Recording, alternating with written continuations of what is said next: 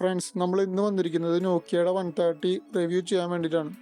ഇതിൻ്റെ ഒരു ഡിസൈൻ നോക്കിയാൽ കാണാൻ പറ്റും. അത്യാവശ്യം നല്ല നീറ്റ് ഡിസൈനാണ്. ആർക്കും പെട്ടെന്ന് അങ്ങോട്ട് ഒരു ഹാൻഡി ആയിട്ട് തോന്നും. അത്രയും സ്ലിമ്മും ഒരു ക്യൂട്ടായിട്ടുള്ള ഡിസൈനാണ്. ഈ ബാക്കിൽ കാണുന്ന ഈ റൗണ്ടാണ് അതിൻ്റെ സ്പീക്കർ വരുന്നത്. കീപാഡൊക്കെ അത്യാവശ്യം നല്ല ബോൾഡായിട്ടുള്ള കീപാഡുകളാണ്. പ്രൊജക്റ്റ് ചെയ്ത് നിൽക്കുന്നുണ്ട്. നമുക്കതൊരു നല്ലൊരു ഫീല് കിട്ടും ആ ഒരു കീയൊക്കെ പ്രസ് ചെയ്യുന്ന സമയത്ത്. പിന്നെ അടിയിലാണ് മൈക്രോഫോൺ കൊടുത്തിരിക്കുന്നത്. മുകളിൽ ഹെഡ്ഫോൺ ജാക്കും ചാർജിങ് പോർട്ടും ഉണ്ട്. ഈ ചാർജിങ് പോർട്ടിൻ്റെ ഈ ഭാഗത്താണ് ടോർച്ച് സാധാരണ വരാറ്. ഇതിൻ്റെയൊക്കെ ബാക്ക് സൈഡിലാണ് ഫസ്റ്റ് തന്നെ HMD ലോഗോ, അത് കഴിഞ്ഞ് നോക്കിയയുടെ ലോഗോ. അങ്ങനെയാണ് അത് ബൂട്ടായി വരുന്നത്. ബൂട്ടാവാനൊന്നും അധികം സമയങ്ങൾ എടുക്കണില്ല, ജസ്റ്റ് ഒരു 5 സെക്കൻഡിന് താഴെ എടുക്കുന്നുള്ളൂ. പിന്നെ ഡിസ്പ്ലേ നോക്കുകയാണെങ്കിൽ അത്യാവശ്യം നല്ല ക്ലാരിറ്റിയുള്ള ഡിസ്പ്ലേ ആണ്. ഗ്ലെയറൊക്കെ കുറവാണ്. ബിൽഡിനായിട്ട് അത്യാവശ്യം ഫീച്ചേഴ്സൊക്കെ വന്നിട്ടുണ്ട്. പിന്നെ ചെറിയ ഗെയിംസും വന്നിട്ടുണ്ട്, സാധാരണ നോക്കിയയുടെ ഫോണുകളിലുള്ള പോലെ തന്നെ. പിന്നെ ഇത് മ്യൂസിക്കിന് വേണ്ടിയിട്ടുള്ളൊരു ഫോണാണ്. കീപാഡൊക്കെ അത്യാവശ്യം നമ്മൾ ക്ലിക്ക് ചെയ്യുന്ന സമയത്തൊരു നല്ലൊരു ഫീല് കിട്ടുന്നുണ്ട്.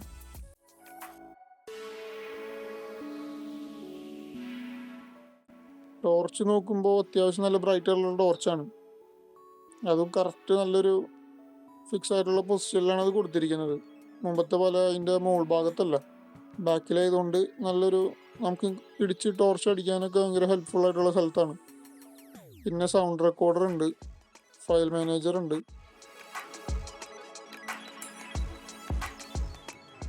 സെറ്റിങ്സിൽ നമുക്ക് ഡിസ്പ്ലേ നോക്കുകയാണെങ്കിൽ ബാക്ക് ലൈറ്റ് നമുക്ക് അഡ്ജസ്റ്റ് ചെയ്യാം.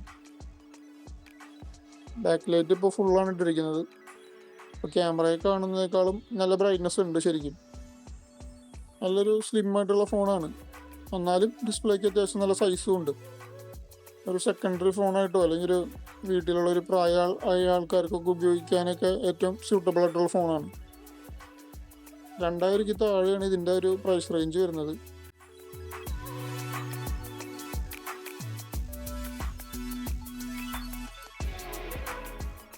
പിന്നെ ബോക്സിലുള്ള ഫീച്ചേഴ്സ് നോക്കുകയാണെങ്കിൽ 2.4 ഇഞ്ചിൻ്റെ ഡിസ്പ്ലേ ആണ്. പിന്നെ നല്ല അടിപൊളി ലൗഡ് സ്പീക്കർ ഉണ്ട്, ഓഡിയോ ജാക്ക് ഉണ്ട്, മെമ്മറി കാർഡ് സപ്പോർട്ട് ചെയ്യും, വയർലെസ് ആയിട്ട് റേഡിയോ ഉപയോഗിക്കാം. 1450 mAh ബാറ്ററിയാണ് വരുന്നത്. മൈക്രോ USB ചാർജിങ് ആണ്. പിന്നെ വോയിസ് റെക്കോർഡർ ഉണ്ട്.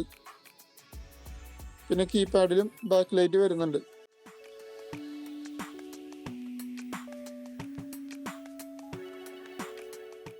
പിന്നെ ഇവിടെ നോക്കുകയാണെങ്കിൽ നമുക്കൊരു ഹെഡ്സെറ്റ് ഉണ്ടാവും ഇതിൻ്റെ ഒപ്പം. പിന്നെ 1 ഇയർ റീപ്ലേസ്മെൻറ്റ് ഗ്യാരണ്ടി HMD നമുക്ക് തരുന്നുണ്ട്.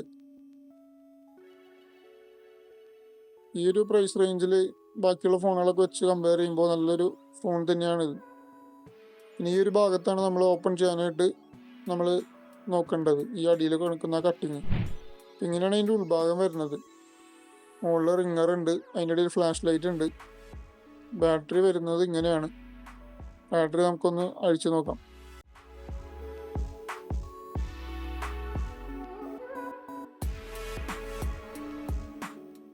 ഡ്യുവൽ സിമ്മാണ് വരുന്നത്. അതോടൊപ്പം തന്നെ മെമ്മറി കാർഡിൻ്റെ സ്ലോട്ടും ഉണ്ട്. രണ്ടും മറ്റേ വലിയ സിമ്മുകളാണ് ഇടുന്നത്. ചെറിയ സിമ്മ് നമുക്ക് ഉപയോഗിക്കാം, ഒരു കറക്റ്റായിട്ട് അവിടെ വെച്ചാൽ മതി. പിന്നെ ബാക്ക് പാനൽ നോക്കുകയാണെങ്കിൽ അത്യാവശ്യം ക്വാളിറ്റി ഉള്ളൊരു പ്ലാസ്റ്റിക്കാണ്. പിന്നെ ആ ഒരു റിങ്ങർ വരുന്ന ഭാഗത്തുള്ള ഡിസൈനൊക്കെ നല്ല രീതിയിൽ തന്നെ കൊടുത്തിട്ടുണ്ട്. ഇതിൻ്റെ ഒപ്പം വരുന്ന ഇയർഫോൺ ഇതാണ്. 3.5 mm ഓഡിയോ ജാക്ക് വരുന്ന ഇയർഫോൺ. അത്യാവശ്യം തരക്കേടില്ലാത്ത ക്വാളിറ്റിയാണ്. അത് പണ്ടേ തൊട്ട് നോക്കിയ ആ ഒരു ക്വാളിറ്റിയിൽ തന്നെയാണ് ഇറക്കുന്നത്. ഇത് പണ്ടൊക്കെ നമുക്ക് ഭയങ്കര ആവശ്യക്കാർ കൂടുതലായിരുന്നു, സെപ്പറേറ്റ് മേടിക്കാനൊക്കെ ആയിട്ട്. ആ ഒരു ക്വാളിറ്റി ഇല്ലെങ്കിലും കുഴപ്പമില്ല. ഇതാണ് ബാറ്ററി. BL-L5H എന്നാണ് മോഡൽ. 1450 mAh ബാറ്ററിയാണ് വരുന്നത്. അത്യാവശ്യം നല്ല ബാറ്ററിയാണ്. 1450 എന്ന് പറയുമ്പോൾ അത്യാവശ്യം ബാക്കപ്പ് കിട്ടും. പിന്നെ ഇതാണ് ചാർജർ. ഇത് യൂഷ്വൽ നമ്മുടെ പഴയ നോക്കിയയിൽ വരുന്ന അതേ സെയിം ചാർജറാണ്. മൈക്രോ USB ആണ്. ഇതിൻ്റെ ഔട്ട്പുട്ട് നോക്കുകയാണെങ്കിൽ 550 mAh ആണ്. 5 വോൾട്ട് 550 mAh.